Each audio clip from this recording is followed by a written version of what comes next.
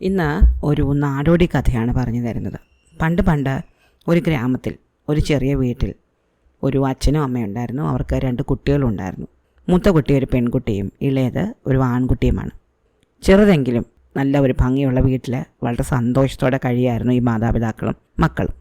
വളരെ സന്തുഷ്ടമായൊരു കുടുംബം. പക്ഷേ കാര്യങ്ങളിങ്ങനെ പോകെ ഒരിക്കൽ ഇവരുടെ ഗ്രാമത്തിൽ ഒരു പകർച്ചവ്യാധി പിടിപെട്ടു. ആൾക്കാർക്കൊന്നും ജോലിക്ക് പോകാൻ പറ്റാതായി. മാത്രമല്ല അതോടൊപ്പം കഠിനമായ വരൾച്ചയും, കൃഷിയൊക്കെ നശിച്ചു. ആകെ ബുദ്ധിമുട്ടായി എല്ലാവർക്കും. മാത്രമല്ല ഈ പകർച്ചവ്യാധി ഈ കുട്ടികളുടെ വീട്ടിലും പിടിപെട്ടു. കുട്ടികളുടെ മാതാപിതാക്കൾ അസുഖം പിടിപെട്ട് മരിച്ചുപോയി. ഇവരെ നോക്കാൻ ആരുമില്ലാതായി. ചുറ്റുപാടും എല്ലായിടത്തും കഷ്ടപ്പാടാണ്. ആർക്കും ആരെയും സഹായിക്കാൻ പറ്റുന്ന അവസ്ഥയല്ല. പട്ടിണി കിടന്ന് വല്ലാതെ കഷ്ടപ്പെട്ട ഈ കുട്ടികൾ 2 പേരും വീട് വിട്ട് ദൂരെ എവിടെയെങ്കിലും പോകാൻ തീരുമാനിച്ചു. അങ്ങനെ പെൺകുട്ടി തൻ്റെ കുഞ്ഞനുജൻ്റെ കൈയും പിടിച്ച് ചെറിയൊരു ഭാണ്ഡക്കെട്ടും തോളിലിട്ട് യാത്രയായി. അവരങ്ങനെ കുറേ ദൂരം നടന്നു. ആരും അവരെ സഹായിക്കാൻ തയ്യാറായില്ല. ആർക്കും സഹായിക്കാൻ പറ്റുന്ന അവസ്ഥയല്ല. അങ്ങനെ അവർ അടുത്ത ഗ്രാമത്തിലെത്തി. പക്ഷേ അവിടെയും സ്ഥിതി വിഭിന്നമായിരുന്നില്ല. വരൾച്ച എല്ലായിടത്തും ഉണ്ട്, രോഗം എല്ലായിടത്തും ഉണ്ട്. ആരുമില്ല സഹായിക്കാൻ. വിശപ്പും ദാഹവും കൊണ്ട് ഈ കുഞ്ഞുങ്ങൾ വല്ലാതെ ബുദ്ധിമുട്ടി. അങ്ങനെ ഇവർ കാടിനടുത്തൂടെ പോകുമ്പോൾ ദൂരെ ഒരു മേൽക്കൂരയിൽ നിന്ന് പുക പോകുന്നത് കണ്ടു.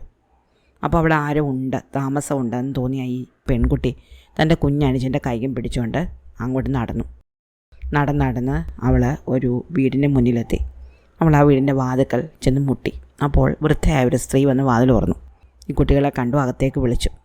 എന്തിനാണ് വന്നതെന്ന് ചോദിച്ചു. അപ്പോൾ പെൺകുട്ടി പറഞ്ഞു, ഞങ്ങൾ വളരെ കഷ്ടപ്പാടിലാണ്, മാതാപിതാക്കൾ മരിച്ചുപോയി, നോക്കാൻ ആരുമില്ല, എന്തെങ്കിലും ഒരു ജോലി തരണം, താൻ ജോലി ചെയ്തിവിടെ നിന്നുകൊള്ളാം, തൻ്റെ അനിയനെ പോറ്റാനുണ്ട്.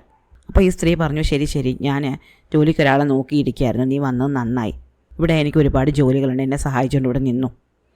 പെൺകുട്ടിക്ക് വലിയ സന്തോഷമായി. അങ്ങനെ ഇവൾ ഈ വീട്ടിലെ ജോലിക്ക് നിന്നു. കുഞ്ഞനുജനെയും കൂടെ കൂട്ടി. അവിടെ പിടിപ്പത് പണിയുണ്ട്. വീട് വൃത്തിയാക്കാൻ തന്നെ വലിയ പാടാണ്. പൊടി പിടിച്ച് മാറാല പിടിച്ച് വൃത്തികെട്ട വീടാണ്. അത് ഒറ്റ ദിവസം കൊണ്ടൊന്നും വൃത്തിയാക്കാൻ പറ്റില്ല. അടുക്കളയിലാണെങ്കിൽ പിടിപ്പത് പണിയുണ്ട്. തുണി കഴുകാനാണെങ്കിൽ ഒരുപാടുണ്ട്. മുറ്റം നോക്കാനാണെങ്കിൽ അതിനേ നേരമുള്ളൂ. അങ്ങനെ ജോലി ചെയ്ത് ഈ പെൺകുട്ടി ക്ഷീണിച്ചു. കുഞ്ഞനുജനും അവനെ കൊണ്ടാവുന്നത് പോലെയൊക്കെ സഹായിക്കും. എന്നാൽ പോലും എത്ര ജോലി ചെയ്താലും തീരില്ല. യജമാനത്തിയുടെ മുഖമോട്ട് തെളിയുകയുമില്ല. വൈകുന്നേരം വരെ ജോലി ചെയ്ത് കഴിഞ്ഞാൽ എന്തെങ്കിലും കുറച്ച് ഭക്ഷണം കൊടുക്കും. പക്ഷേ ഈ പെൺകുട്ടിക്ക് അത് തന്നെ വലിയ കാര്യമായിട്ട് തോന്നി. കാരണം വളരെ കഷ്ടപ്പെട്ട് പട്ടിണി കിടന്നിട്ടാണ് ഇങ്ങോട്ട് വന്നത്. ഇവിടെ കിടക്കാൻ ഇത്തിരി സ്ഥലവും കഴിക്കാൻ കുറച്ച് ഭക്ഷണവും കിട്ടുന്നുണ്ടല്ലോ. പക്ഷേ കുറച്ച് ദിവസങ്ങൾക്കുള്ളിൽ പെൺകുട്ടിക്കൊരു കാര്യം മനസ്സിലായി. ഈ വീട്ടിൽ താമസിക്കുന്ന സ്ത്രീ ഒരു സാധാരണക്കാരിയല്ല. അവർ ഒരു രാക്ഷസിയാണ്. തങ്ങളെ വളരെ ക്ഷീണിച്ച് മെലിഞ്ഞു ഇരിക്കുന്ന കുട്ടികളായതുകൊണ്ടാണ് അവർ തങ്ങളെ തിന്നാതെ വിടുന്നത്. ഇപ്പോൾ ജോലി ചെയ്യാൻ ആൾ വേണം. പക്ഷേ കഴിക്കാൻ മറ്റൊന്നും കിട്ടിയില്ലെങ്കിൽ പിടിച്ച് തിന്നൊന്നും വരാം. പെൺകുട്ടിക്ക് ആകെ പേടി തോന്നി. കുഞ്ഞനുജനെ എന്തു ചെയ്യും? അവൾ അവിടുന്ന് രക്ഷപ്പെട്ടു പോകാം എന്ന് പലപ്പോഴും കരുതി. എന്നാൽ രാക്ഷസിയുടെ കണ്ണുകൾ എപ്പോഴും അവളെ പിന്തുടരുന്നുണ്ട്. രാത്രിയിലാണെങ്കിൽ വാതിലുകൾ വലിയ താഴിട്ട് പൂട്ടിയിരിക്കും.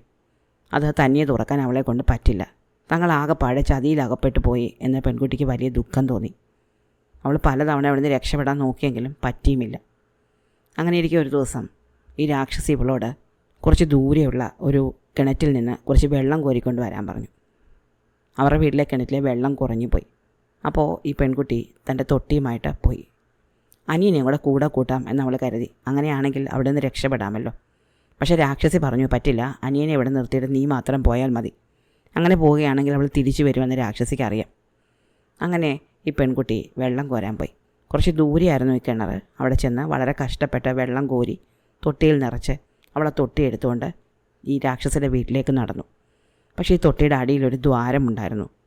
അവൾ വെള്ളം കൊണ്ട് നടന്നു വരും തോറും വെള്ളം ചോർന്നു പോയിക്കൊണ്ടേയിരുന്നു. അങ്ങനെ അവൾ വീട്ടിലെത്തിയപ്പോഴേക്കും തൊട്ടിയുടെ അടിയിൽ കുറച്ച് വെള്ളം മാത്രമേ ബാക്കിയുള്ളൂ. അവളെ വൃത്തിയായ സ്ത്രീയോട് പറഞ്ഞു, അമ്മുമ്മേ, ഈ തൊട്ടിയുടെ അടിയിൽ ദ്വാരമുണ്ട്, അത് അടയ്ക്കാൻ കുറച്ച് തുണിയോ വൈക്കോ തരികയാണെങ്കിൽ ഞാൻ ഒരു തവണ കൂടി പോയി വെള്ളം കോരിക്കൊണ്ട് വരാം. അപ്പോൾ വൃദ്ധ പറഞ്ഞു, നീ ഈ തൊട്ടിയും കൊണ്ട് പോകുമ്പോൾ അതിൽ ദ്വാരമൊന്നും ഉണ്ടായിരുന്നില്ല. നീ അവിടെ കളിച്ച് നടന്ന് എന്തോ ചെയ്തിട്ട് ഇതിൽ ദ്വാരം വീണതാണ്. നിനക്കിതിന് തക്കതായ ശിക്ഷ കിട്ടും. അവളെ അടിക്കാനൊരു വടിയെടുത്തു. ഇത് കണ്ടുകൊണ്ട് അവളുടെ കുഞ്ഞനുജൻ ഓടിച്ചെന്ന് ഈ വൃദ്ധയുടെ കാലിൽ പിടിക്കുകയും എൻ്റെ ചേച്ചിയെ തല്ലല്ലേ എന്ന് പറഞ്ഞ് ബഹളം കൂട്ടുകയും ചെയ്തു. ദേഷ്യം വന്ന വൃദ്ധ ഒറ്റത്തട്ടിന് അവനെ അടുപ്പിലേക്ക് എറിഞ്ഞു. അടുപ്പിൽ വീണ കുഞ്ഞ് വെന്ത് ചാരമായിപ്പോയി. പാവം പെൺകുട്ടിക്ക് നോക്കി നിൽക്കാനല്ലാതെ മറ്റൊന്നും കഴിഞ്ഞില്ല. അവളെ നോക്കി ഭീഷണമായ ശബ്ദത്തിൽ രാക്ഷസി പറഞ്ഞു, എൻ്റെ വാക്കുകൾ അനുസരിച്ചില്ലെങ്കിൽ നിനക്കും ഇത് തന്നെയായിരിക്കും ഗതി. എന്നിട്ട് രാക്ഷസി കിടപ്പുമുറിയിലേക്ക് പോയി. പാവം പെൺകുട്ടി കരഞ്ഞുകൊണ്ട് അവിടെ ഇരുന്നു. തൻ്റെ കുഞ്ഞനിയൻ വെന്ത് വെണ്ണീറായിപ്പോയി കഴിഞ്ഞിരിക്കുന്നു. അവൾ അടുപ്പിലേക്ക് നോക്കിയിരുന്നു. തീ കെട്ടു, ചാരമായി. പെൺകുട്ടിക്ക് ഒന്നും ചെയ്യാൻ പറ്റിയില്ല. അവൾ അങ്ങനെ ഇരുന്നപ്പോൾ കുറച്ച് എല്ലിൻ കഷ്ണങ്ങൾ അടുപ്പിൽ ബാക്കിയുണ്ട് എന്ന് കണ്ടു. അവൾ ഒരു ചെറിയ കമ്പെടുത്ത് അടുപ്പിൽ കിടന്നിരുന്ന എല്ലിൻ കഷ്ണങ്ങൾ തോണ്ടി പുറത്തിട്ടു. തൻ്റെ അനുജൻ്റേതെന്ന് പറയാൻ ബാക്കിയായിട്ട് ആ എല്ലിൻ കഷ്ണങ്ങൾ മാത്രമേ അവൾക്ക് കിട്ടിയുള്ളൂ.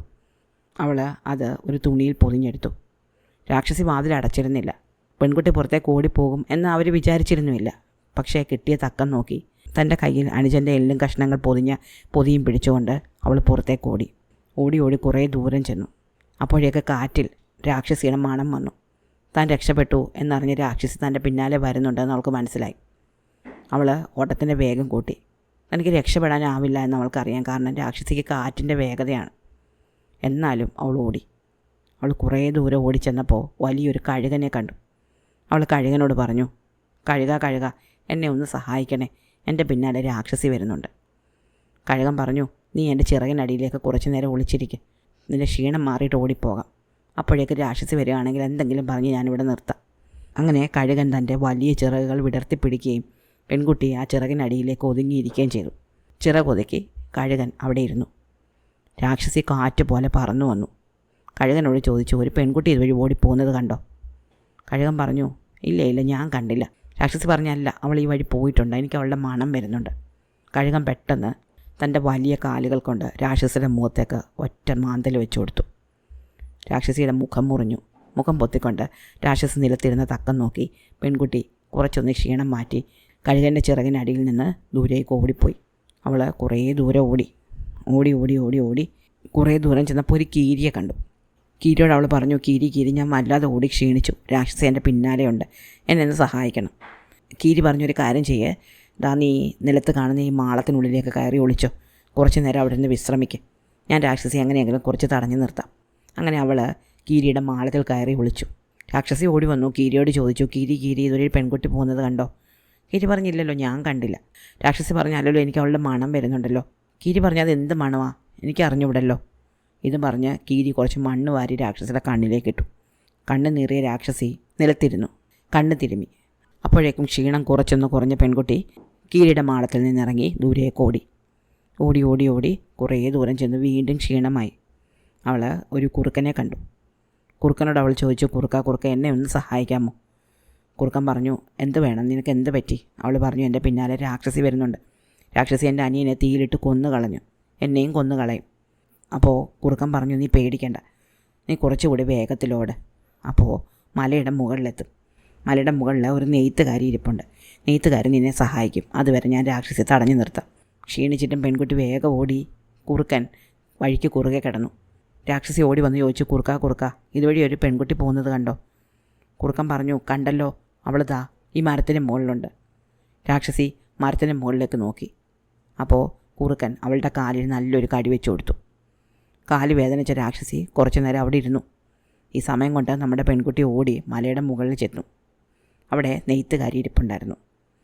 ഓടി വരുന്ന പെൺകുട്ടിയെ കണ്ട് നെയ്ത്തുകാരി ചോദിച്ചു, എന്ത് പറ്റി? പെൺകുട്ടി പറഞ്ഞു, നെയ്ത്തുകാരി എന്നെ ഒന്ന് സഹായിക്കണേ, എന്നെ രാക്ഷസി പിടിക്കാൻ വരുന്നുണ്ട്. രാക്ഷസി എൻ്റെ അനിയനെ തീയിലിട്ട് കൊന്നു കളഞ്ഞു, എന്നെയും കൊല്ലും. അപ്പോൾ നെയ്ത്തുകാരി പറഞ്ഞു, നീ പേടിക്കണ്ട, ആ രാക്ഷസി എനിക്കറിയാം, അവൾ വലിയ ദുഷ്ടയാണ്. എന്തായാലും കുറുക്കൻ കുറച്ച് നേരം അവളെ തടഞ്ഞു നിർത്തും. അതുവരെ നീ കുറച്ച് ഭക്ഷണം കഴിക്കും. നെയ്ത്തുകാരി അവൾക്ക് കുറച്ച് ഭക്ഷണം കൊടുത്തു. പെൺകുട്ടി നിലത്തിരുന്നു. ഭക്ഷണം കഴിക്കുന്ന സമയം കൊണ്ട് അവളുടെ കയ്യിലുണ്ടായിരുന്ന ചെറിയ പൊതി നെയ്ത്തുകാരി വാങ്ങി. അതിനുള്ളിലെ എല്ലിന് കഷ്ണങ്ങൾ പുറത്തെടുത്തു, കഴുകി വൃത്തിയാക്കി. എന്നിട്ട് ഒരു കലത്തിലിട്ട് അടച്ചു. എന്നിട്ട് അവളോട് പറഞ്ഞു, നീ ഈ കുടവും കൊണ്ട് ഇനി ഓടിക്കോളൂ. ഓടി അടുത്ത മലയുടെ മുകളിലെത്തണം. അവിടെ എത്തിയാൽ മാത്രമേ കലം തുറക്കാവൂ. കലം തുറന്ന് കഴിയുമ്പോൾ അവിടെ ഒരു ചെമ്പക മരമുണ്ട്. ആ ചെമ്പക മരത്തിൻ്റെ മുകളിലേക്ക് നോക്കി, ദൈവമേ, എന്നെ രക്ഷപ്പെടുത്താനുള്ള കയറ് താഴേക്ക് ഇട്ട് തരണേ എന്ന് പറയണം. പെൺകുട്ടി സമ്മതിച്ചു. ഭക്ഷണം കഴിച്ച പാത്രം ആ നെയ്ത്തുകാരിക്ക് കൊടുത്തു. അവരോട് നന്ദി പറഞ്ഞു. തൻ്റെ അനുജൻ്റെ എല്ല് അടങ്ങിയ പാത്രവും കയ്യിൽ പിടിച്ചുകൊണ്ട് അവൾ വീണ്ടും ഓടിത്തുടങ്ങി. അവൾ വളരെ വേഗം ഓടി. ഈ സമയത്ത് രാക്ഷസി പിന്നാലെ എത്തി. നെയ്ത്തുകാരിയോട് ചോദിച്ചു, നെയ്ത്തുകാരി ഇതൊരു പെൺകുട്ടി വരുന്നത് കണ്ടോ?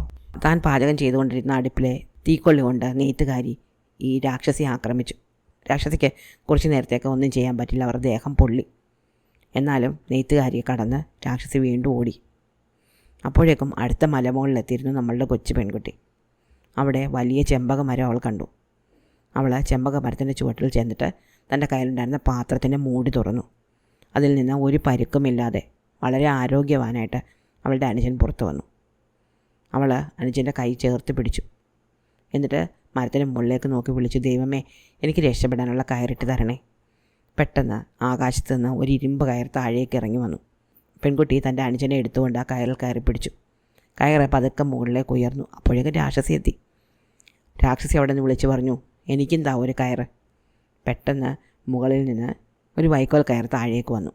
രാക്ഷസി അതിൽ പിടിച്ചു. അതോടെ അവളും മുകളിലേക്ക് ഉയർന്നു തുടങ്ങി. പെട്ടെന്ന് ആകാശത്ത് നിന്ന് കുറേ എലികൾ താഴേക്ക് വന്നു. രാക്ഷസി കുറേ ഉയരത്തിലെത്തിയപ്പോഴേക്കും എലികളെല്ലാവരും കൂടി ചേർന്ന് അവളുടെ വൈക്കോൽ കയർ കടിച്ചു മുറിച്ച് കളഞ്ഞു. രാക്ഷസി ഭൂമിയിലേക്ക് വീണ് ചിന്നിച്ചെതറി കഷ്ണങ്ങളായിപ്പോയി.